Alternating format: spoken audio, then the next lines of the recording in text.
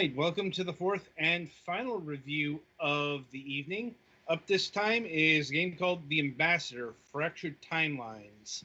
The Ambassador Fractured Timelines is a twin stick fantasy shooter centered around the ability to stop time. You'll play as Gregor, a newly recruited member of the Eternal Fellowship, and an ambassador of time. Just as you are learning to use your newfound powers, the Fellowship's capital city is mysteriously destroyed.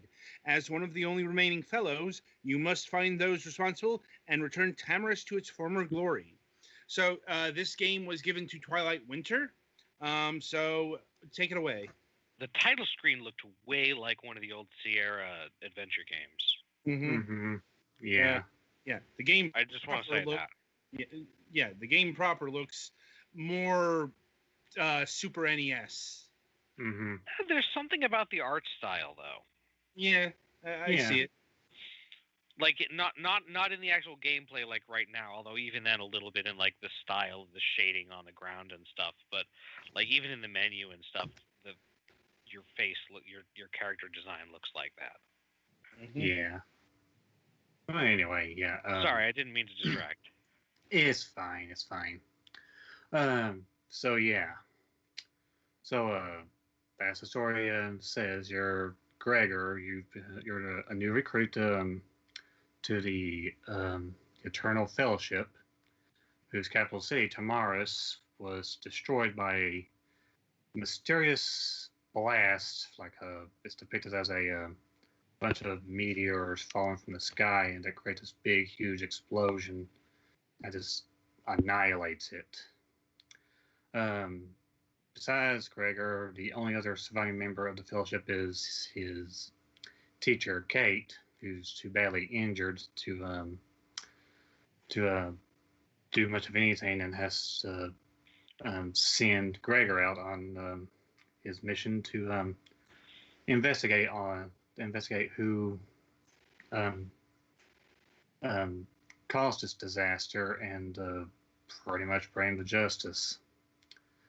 Oh man, barrel meat. Yeah. So you're given a choice at the beginning after a tutorial level of 3 gates, known as the world gates, to go through. And that takes you to these 3 locations known as Everwood,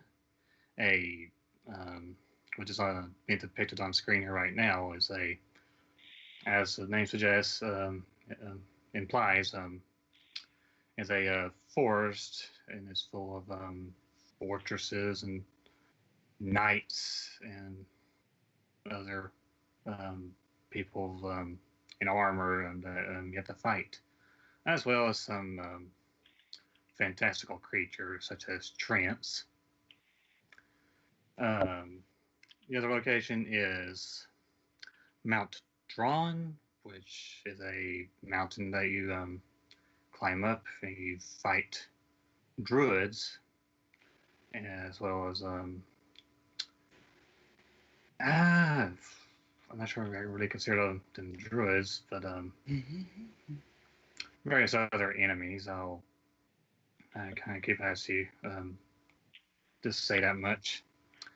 And also Tamaris itself, well, the ruins of Tamaris, and which are various creatures there of the undead sort. But yeah, anyway, let's see here. As you play through, it's like Everwood here. The gameplay is a twin-stick shooter style, and your means of combat is these 2 types of weapons that you can wield at one time. At one time, your martial weapon, which is usually a handheld weapon of like a sword, spear, or a crossbow, but interestingly, for like the spear and swords and axes, you throw them, and And they can boomerang right back to you, which I honestly thought was actually quite neat. You're a wizard. You don't know how to use a sword. I may not know how to use a sword, but I know how to throw a thing and make it magically come back to me. Indeed. Yeah. Yeah. You, of course, don't do that with stuff like crossbows. Of course, you actually use them for their designed purpose. But yeah, and there's like various types of martial weapons. As I already said, there's swords and spears. The differences between them, like the spear and sword, for example, is the spear is faster, but the sword has a greater range um, of what it can hit. Totally looks like he bludgeoned King Graham to death just 2 days ago. Yeah, and other other weapons like the cutlasses, which is which is being shown on screen here right now. Well, was being shown on screen here. Um, uh, they're more used for more area attacks, so to speak. Hit everything around you, but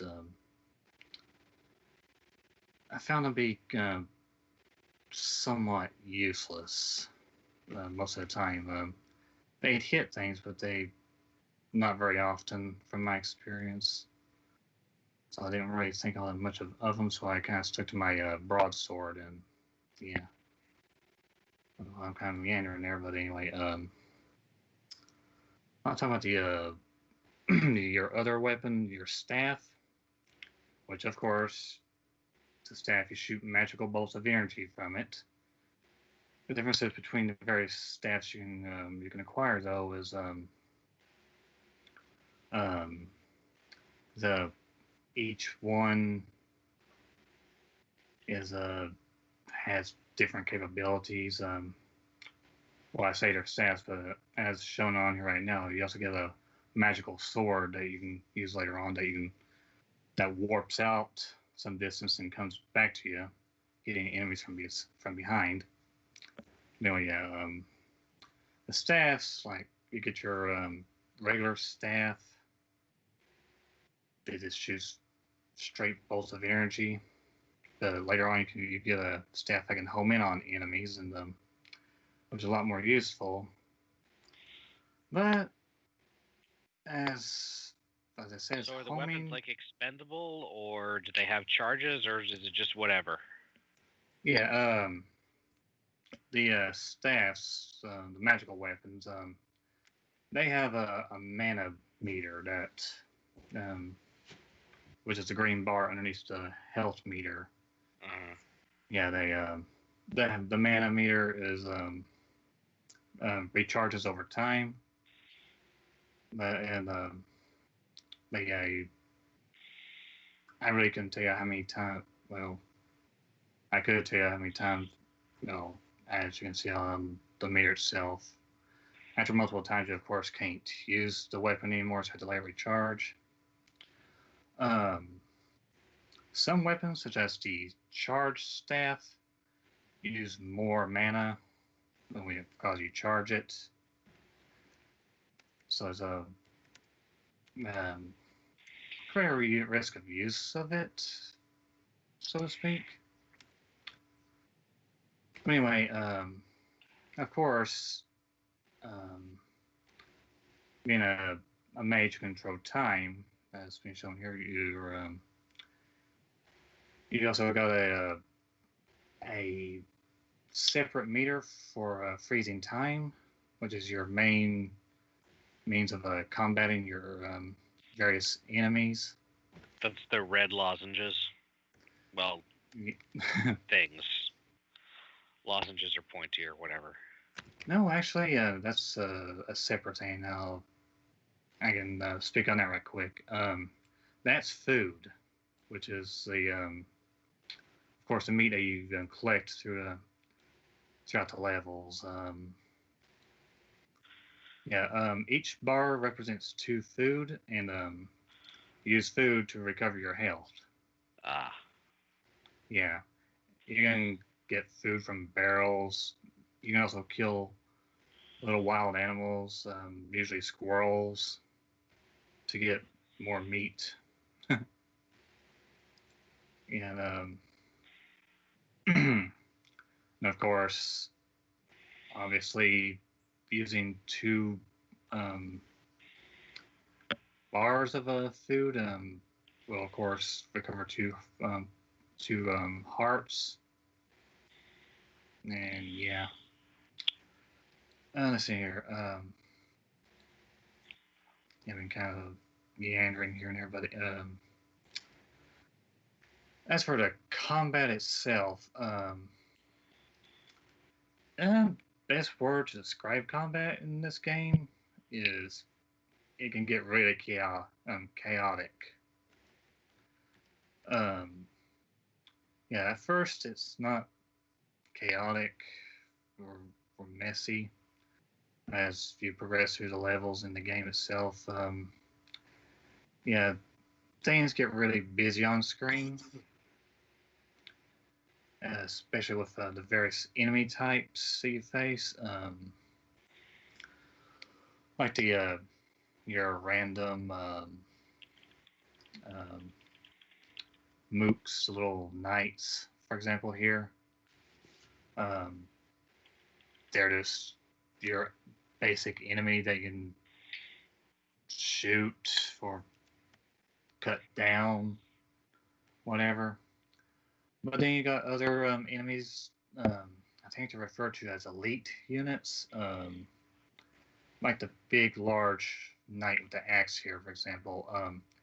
These kinds of enemies have two modes. There's a defense mode where they're pretty much invincible, and then they have a vulnerable mode, which only comes up after they perform their big attack. Obviously, you want to attack them when they're in this vulnerable state. So So, basically, attack their weak spot for massive damage. pretty much, yeah. um, let's see here. Though there are, depending on the world that you're in, there are ways around the invincible state. Um, like in the world you'll see me going to here. There's these stones you can use. They're these purple crystal stones, and you can freeze time and hit them, and you can hit them like multiple times, about up to 3. And they'll after you unfreeze time, it'll they'll turn into a big ball of energy and crash into whatever you send them at. And that's a means of getting past the invincible state without having to wait for the enemy to attack. Um, there's one other enemy type, the giants, which you've already seen with the Trent. They're similar to the elite units, though they don't they don't all follow the same pattern as the elites. There's these enemies you fight later on called golems. You have to use the crystal stones against them in order to get past your invincible state. Damage your armor. Another thing I almost forgot to neglect. Yeah, I neglected to mention is the armors that you also collect. Yeah, like the weapons, armors have various effects. There's besides your basic armor, there's armor for increasing your time stops recharge period. Yeah, to speed up recharging your time powers. There's an actual suit of armor that you can get that adds 1 point of health to Gregor. So it slows him down though, and I guess certain enemies you don't want to have this on, such as the enemies who can attack really fast. There's also of course, an armor for speeding up your mana recharge, and the armor that Gregor's using on screen here right now, it actually speeds speeds up to the return speed of martial weapons and weapons like the magical sword as well.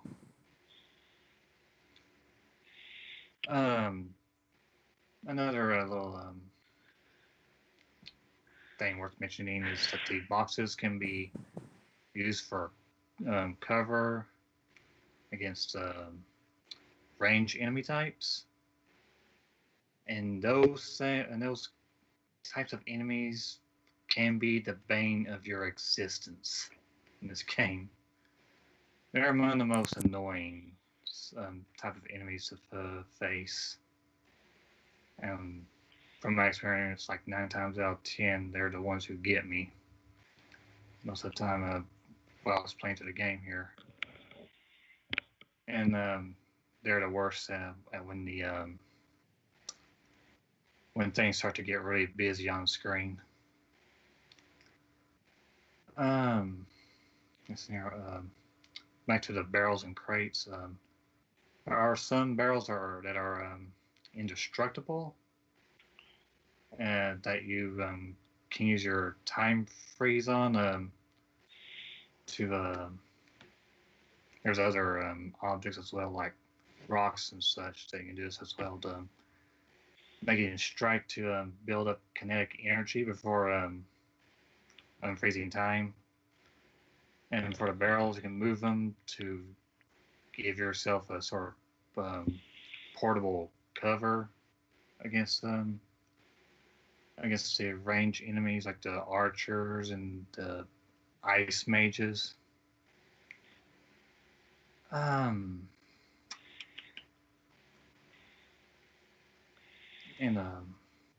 trying to think of what else is worth mentioning in terms of gameplay. There are bosses as well. Each world has its own boss that you fight at the end of it. They vary in terms of a battle. Everwood's boss was a little more straightforward. He's kind of like a stronger elite enemy. Though the Mount Drawn's boss was more puzzle based. Yeah, there are some minor puzzles in this game. You've seen them here, like the little jewels they have to strike in a certain amount of time in order to open gates, and which makes further use of your time freezing abilities. And there's some other puzzles as well. That's an example. In terms of the overall gameplay, it's actually really enjoyable. And I thought later on it can get really chaotic.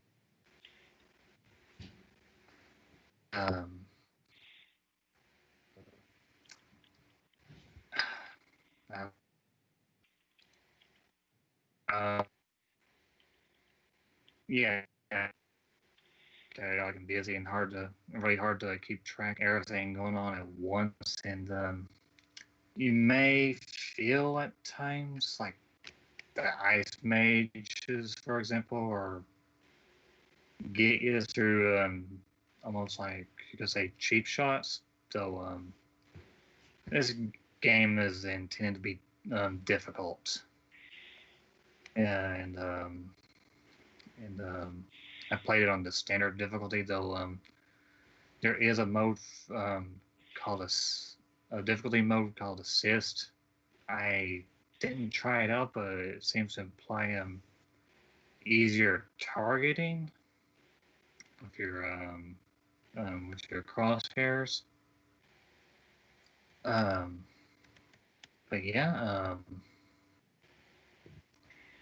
overall, I thought the game was fun. There were some frustrating moments here and there, but I did enjoy myself overall. Let's see now. After there is after you beat the game, there's a harder difficulty for those who want more challenge out of the game.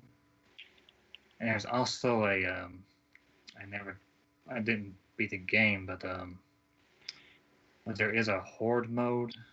Um, the later on, after you beat the game that you unlock, which implies it's a test your skills against an army of enemies type deal. And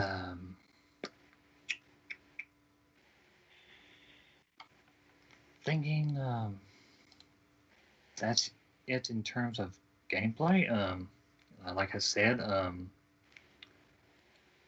it's fun and challenging, and gets pretty chaotic. I thought the time freezing mechanic was pretty well implemented overall. You'll learn to make more sparing use of it in order to save it for the hard times. But yeah, I guess I'll be moving on to the graphics that we were discussing at the beginning here. The art style, I actually really liked. Graphics themselves, the overall art, like I already said, it's nice. Quite beautiful, honestly. I especially liked Gregor's not so conventional character design. Just some guy with a beard. I don't know why, I just really like that.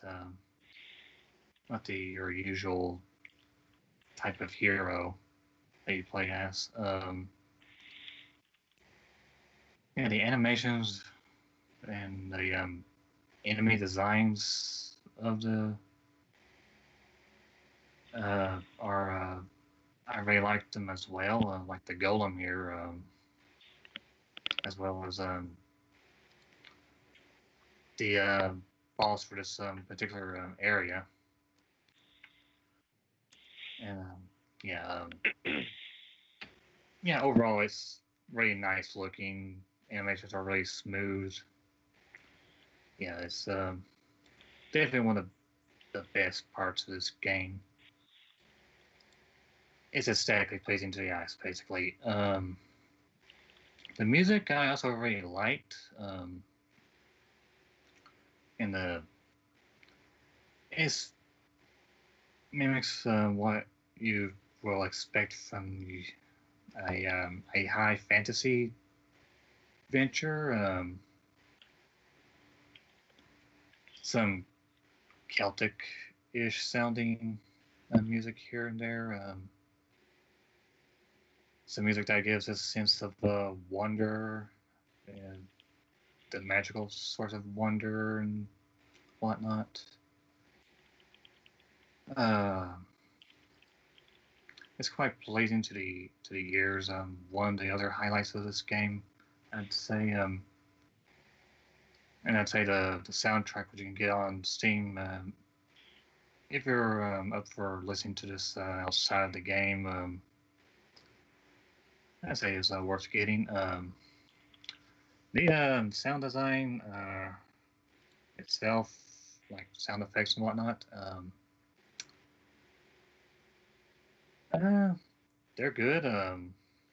I don't remember most of them to really give an opinion on them. The characters have this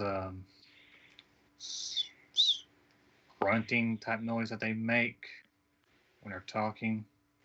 It's the same for all of them. There's no individual voices, so to speak, for them.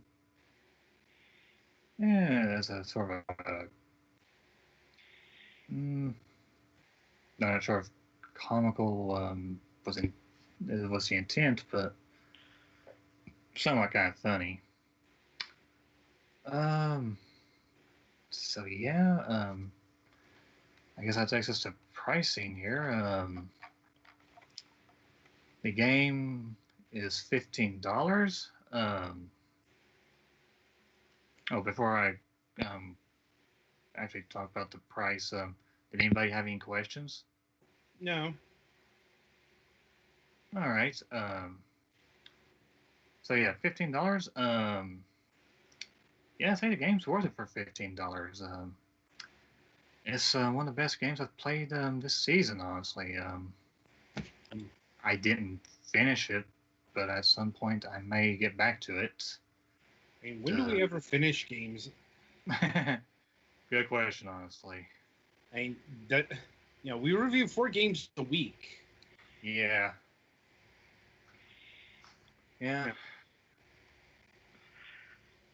So,